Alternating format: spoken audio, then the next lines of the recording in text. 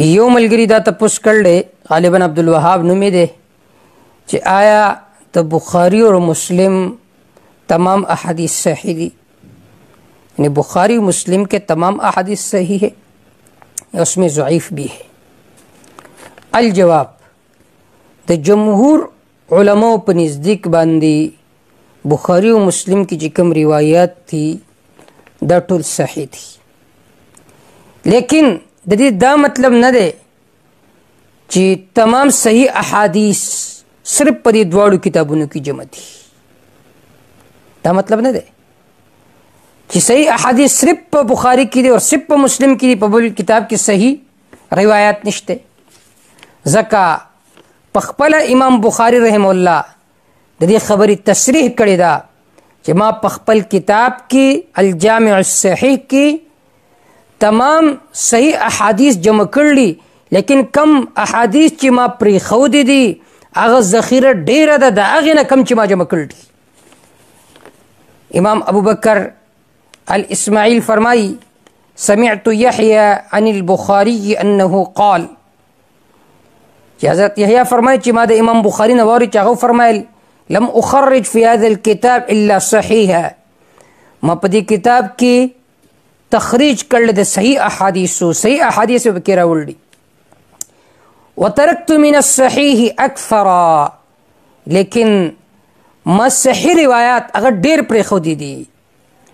شروط للأئمة الخمسة للحازمی مع شروط الأئمة الستة صفحه 63 جلد 1.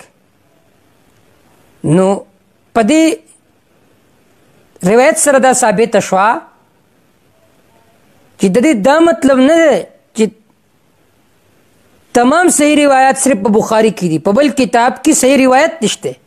دا خبره په خپل ځای صحیح چې امام بخاری چې کوم روایت خپل کتاب کې را نقل کړي دي دا ټول صحیح دي، لیکن دا مطلب یې نه دی چې صحیح روایات صرف په دې کتاب کې دي، په بل کتاب کې نشته. یو خبره دا په ذهن کې کېده.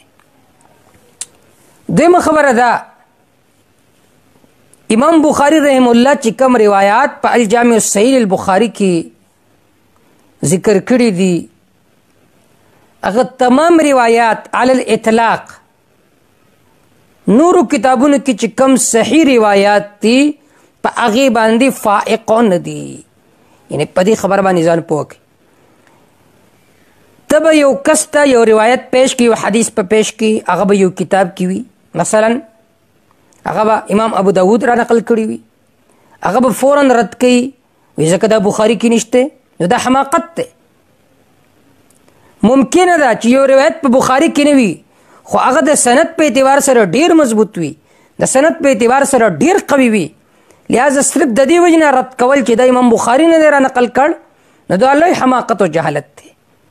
نو ما دا خبره وکړه چې د بخاري تمام روایت علی الاطلاق په نورو کتابونو کې چې کم صحیح روایات تھی دا په هغې باندې اعلی اور فائق نه دي، بلکې مجموعي طور باندې امام بخاری چې کم مرویات در نقل کړي دي مجموعي طور باندې هغه په نورو کتابونو باندې فوقیت لري، لیکن د هر حدیث په اعتبار سره نه. نو دې سره لوی عقده او لوی اشکال حل شو. بې بس خلک دا اعتراض کوي چې امام بخاری رحم الله د داسې شخصیاتو نوم روایت را نقل کړي دي چې هغه شیعهګان دي. نو دا خبره په ذهن کې کېدی چې یو لفظ د شیعه دی په دې زمانه کې. شیعه هغه چاته ویلی شي رافضي ته چې هغه صحابه کرامو ته د سب و شتم نسبت کوي، صحابه کرامو ته تکفیر نسبت کوي، حضرت علی رضی الله تعالی عنه افضل ګڼي په شیخینو باندې. لیکن د متقدمینو په زمانه کې لفظ د شیعه دا یو سیاسی لفظ و، هغه چاته هم ویلی کېدو چې چا به علی رضی الله تعالی عنه له فوقیت ورکول په عثمان رضی الله تعالی عنه باندې، اگر چې هغوی هم په غلطۍ باندې وو، لیکن هغوی کې دومره غونده کې بیماري وه چې حضرت علی رضی الله تعالی عنه له به فوقیت ورکول په عثمان رضی الله تعالی عنه باندې. نو امام بخاری رحم الله چې کوم روایت را نقل کړل هغه صحیح دي. په بعضو باندې چې اعتراض دی چې د کې شیعهګان راویان دي نو هغه شیعه ترې مراد دی چې هغه رافضي نه وي. دویم هغه شیعه ترې مراد دی چې هغه د خپل مسلک طرف ته خلق نه رابلي، نو هغه کسان تی مراد دي. نو د دې وجې نه په ذخیره احادیث باندې اعتراض کول نامناسب دي. والله تعالی اعلم بالصواب.